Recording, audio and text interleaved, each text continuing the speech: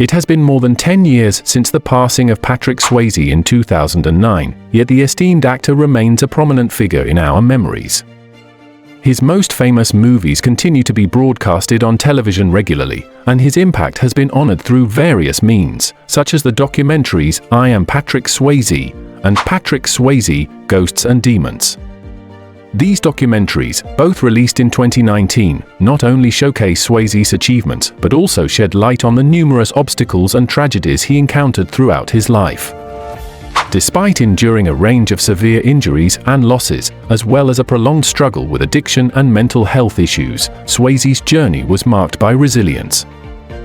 Swayze commenced his acting career in the theatre, which likely came naturally after years of performing on stage as a dancer. His first appearance in a film was in 1979, and he delivered a series of remarkable performances in movies such as The Outsiders and Youngblood. Achieving superstardom in the late 1980s with Dirty Dancing, he further solidified his heartthrob image, which he reportedly disliked, with the 1990 film Ghost. Despite his success, Swayze faced challenges, and unlike many actors of his era, he was willing to openly discuss his pain, traumas, and insecurities in interviews. He also bravely shared his experiences in his memoir, The Time of My Life, which he co-wrote with his wife and was published 2 weeks after his passing. Well then, in today's video, we will take a closer look at the man behind the iconic performances, delving into his personal life and discuss what really haunted him behind closed doors. From his collaborations with other Hollywood icons to his groundbreaking contributions to film and television, we will uncover the poignant reality of Patrick Swayze's greatest unknown hidden secrets, challenges, setbacks, and heartaches. So, please join us on this journey as we also explore the life and career of one of Hollywood's most brilliant stars. But before we begin, remember to show your support by liking and subscribing to our channel for more content like this, and feel free to share your thoughts and suggestions in the comments section below. Patrick Swayze experienced terrible pain during the production of Dirty Dancing. Ghost, The Outsiders, and Point Break are timeless films that have stood the test of time, but Dirty Dancing is in a league of its own.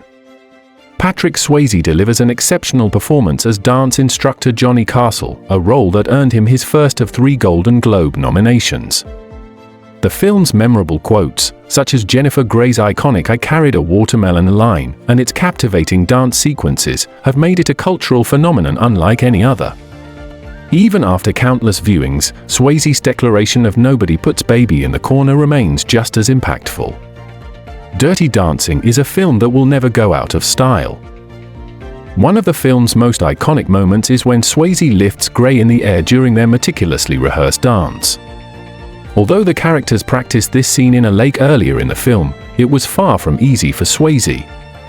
Not only was it bitterly cold, but he was also in excruciating pain from a previous injury during the tree trunk balancing scene. Swayze revealed, "Because most of the cartilage in my knee was gone, the bones were just grinding painfully on each other."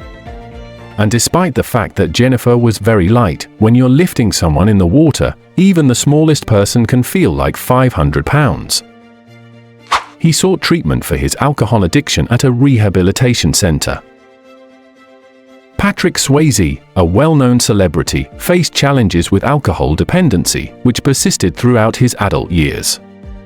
Various factors contributed to his reliance on alcohol as a coping mechanism, including his struggle with fame following the success of Dirty Dancing. In an interview with People in 2007, Swayze admitted that dealing with fame led him to excessive drinking. Despite the difficulties, he expressed gratitude for overcoming this phase. The passing of his father in 1982 at the age of 57 had a profound impact on Swayze, leading him to heavy drinking for the next 10 years until he reached a breaking point while working on fatherhood. Subsequently, he sought treatment in rehab and achieved sobriety in 1993, although he later experienced a relapse. Reflecting on his journey, Swayze acknowledged that alcohol fueled self-pity, but he managed to overcome it by prioritizing other aspects of his life. After resuming his drinking habit, his wife decided to leave him. The struggle of addiction and the journey of recovery is something that anyone who has experienced it, or knows someone who has, understands to be a lifelong process. While there are individuals who are able to abstain from their substance of choice without any setbacks, there are many others who may slip up multiple times. Patrick Swayze, who battled alcoholism, unfortunately did not maintain sobriety after leaving rehab in 1993. Those closest to him have revealed that his drinking patterns fluctuated based on external circumstances and his inability to effectively deal with his emotions. Despite being involved with the actor for nearly 3 decades, Lisa Nemi, Swayze's devoted wife, reached a breaking point when his drinking escalated in the early 2000s. In 2003, Nemi made the difficult decision to leave their shared home while Swayze was asleep and moved to an apartment nearby. She made it clear that she would only return if he made significant changes, as she believed his excessive drinking transformed him into a completely different person. Nemi expressed her concerns, stating that Swayze's behavior when intoxicated posed a danger to both people and animals. She firmly believed that it was not healthy to be around someone in that state. Although she chose not to witness his self-destruction, Nemi and Swayze maintained regular contact and eventually reconciled the following year. It seems that Swayze did not experience another relapse during the 5 years between their reunion and his passing. He struggled with depression and felt confined by his image as a sex symbol. Swayze's journey with depression was not an easy one. According to Mental Health America, major depression impacts over 8% of American adults, or 21 million individuals, annually. Additionally, nearly half of the population will face a diagnosable mental health issue at some stage in their lives. While discussions about mental health have become more common, many individuals still avoid the topic. In the 1980s and 1990s, it was not a subject that people openly talked about, especially not by highly masculine celebrity heartthrobs. Patrick Swayze's battle with depression led him to alcohol abuse. His struggle with depression persisted, reaching its peak after personal tragedies, including a miscarriage he and his wife endured. Despite getting sober in rehab in 1993, Swayze continued to grapple with depression. The death of his sister in 1994, along with his ongoing struggle to be recognized as a serious actor, added to his challenges. Swayze was reportedly unhappy with his image as a sex symbol and sought to break free from the typecasting he faced. In a clip from I Am Patrick Swayze, he expressed, "I've always been very insecure and had these problems go on in my insides, and this tension and this not liking myself stuff." Patrick Swayze's battle with depression serves as a reminder that mental health issues can affect anyone, regardless of their fame or success. Despite being a highly masculine celebrity heartthrob, Swayze openly discussed his struggles with depression, breaking the societal norms of the time. This was a significant step in raising awareness about mental health and reducing the stigma surrounding it. During his childhood, he faced bullying due to his passion for dancing. Patrick Swayze was born in Houston, Texas, in 1952, where he grew up with his 4 siblings. His father was a chemical plant engineer draftsman, and his mother was a choreographer who founded the Houston Jazz Ballet Company. Swayze embraced his parents' interests, leading to a childhood centered around dance. He accompanied his mother to work from a young age and began ballet classes at just 3 years old. Despite participating in more traditional sports like football and swimming, Swayze faced teasing and violence from classmates. In his memoir, he recounted being attacked by a group of boys, prompting his father to teach him self-defense.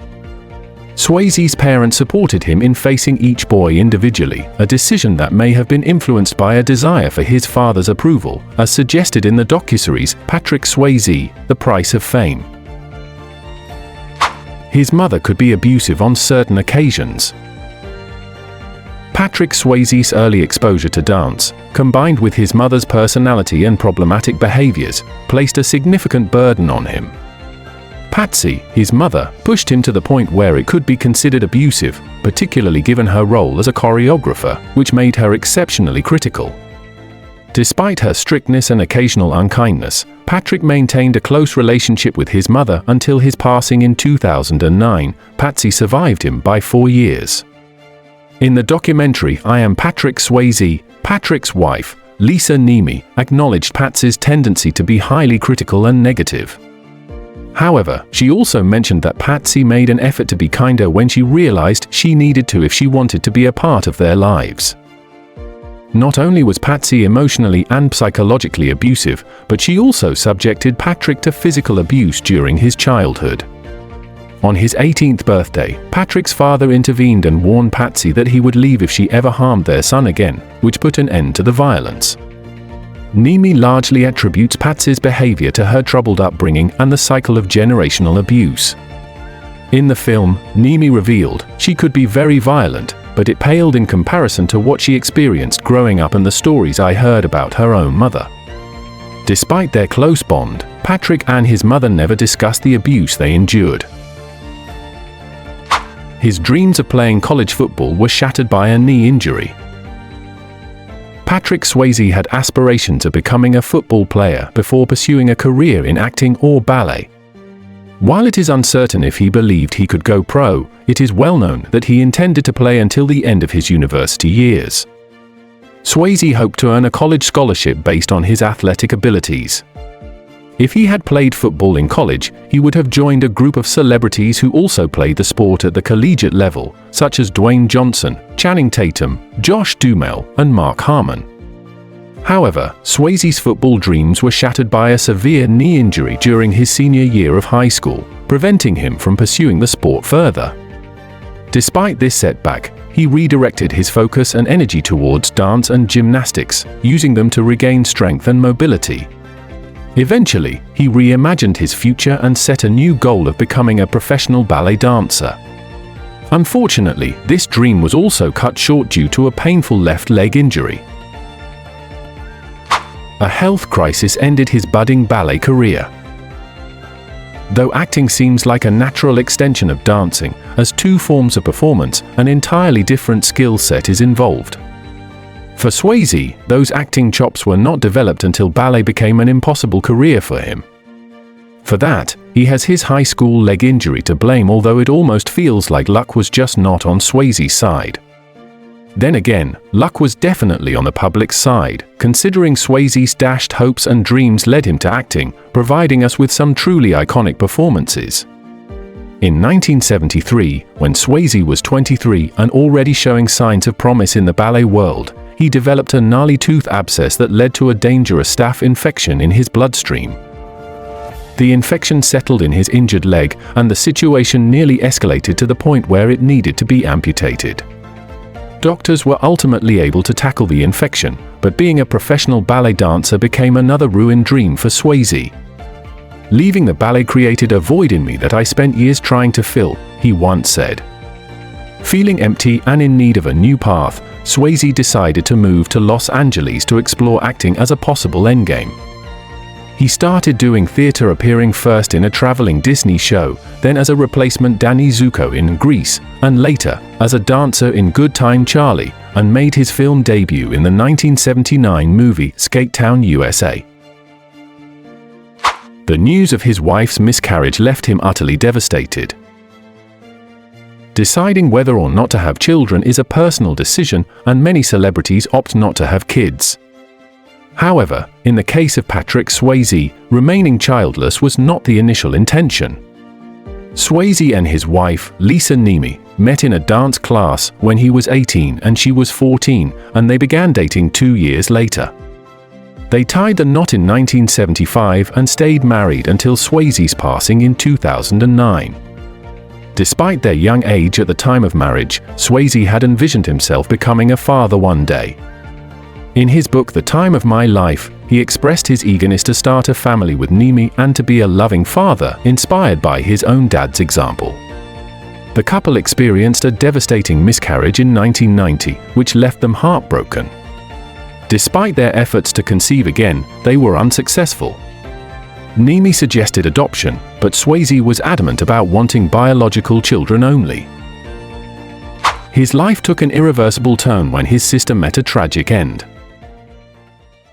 Patrick Swayze faced numerous challenging moments in his life, with the death of his father in 1982 being one of the toughest.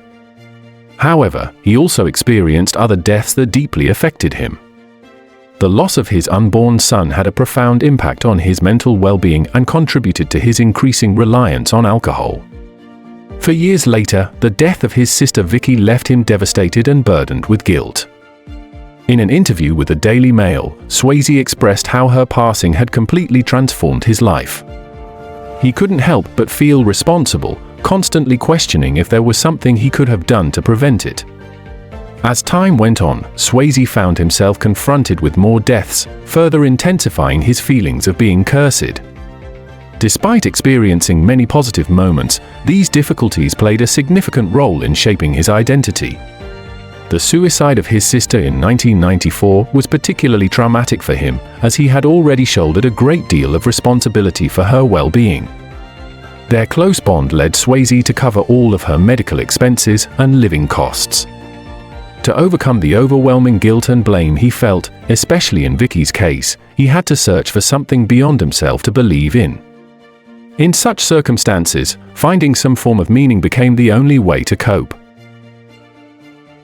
He barely cheated death while flying a plane.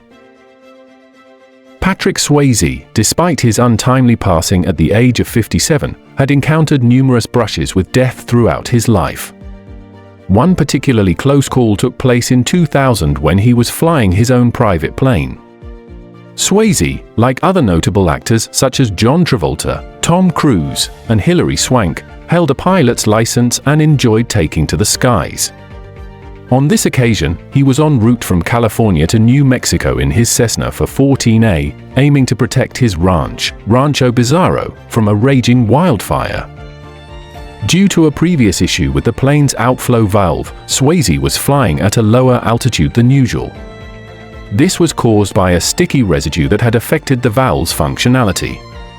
To mitigate the risk, he engaged the autopilot feature and continued his journey. However, fate had a different plan in store for him. Swayze unexpectedly lost consciousness during the flight and only regained awareness when he was moments away from crashing into the ground in Arizona. As the plane descended, it collided with some light poles and street signs. Fortunately, the autopilot disengaged, allowing Swayze to regain control and recover from the lack of oxygen. In his memoir, he recounted the harrowing experience, stating that air traffic control radar indicated that he had come perilously close to the ground 11 times between Needles and his eventual landing in Prescott Valley. He had flown at altitudes ranging from 6,500 to 11,500 feet, narrowly avoiding the mountains. Swayze described his flight path during that time as resembling a tangled strand of spaghetti, meandering aimlessly for approximately 45 minutes. It was later revealed that there were empty alcohol bottles found in the cockpit of his plane. Additionally, 3 witnesses faced charges for providing false information to the police regarding the incident.